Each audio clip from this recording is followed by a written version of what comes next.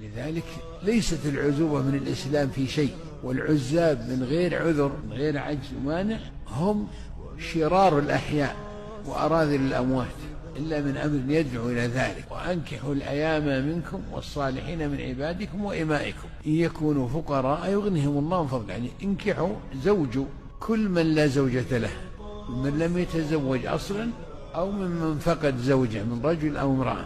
حتى قال والصالحين من عبادكم، يعني مواليكم وعبيدكم، زوجه، لأنه بالزواج يكمل الدين، وبالزواج تحصن الفروج، وبالزواج يكثر النسل، وبالزواج يتقوى الزوجان على طاعة الله جل وعلا ويتعاونان على أعباء الحياة، وبالزواج يكثر المؤمنون الذين يباهي بهم النبي صلى الله عليه وسلم يوم القيامة الأمم، وبالزواج يكثر أهل الجنة من هذه الأمة. وقد وعد الله نبيه صلى الله عليه وسلم أن تكون هذه الأمة يوم القيامة ثلثي أهل الجنة، جعل الله وإياكم منهم. ففي الزواج مقاصد عظيمة وحكم جليلة ونعم كبيرة.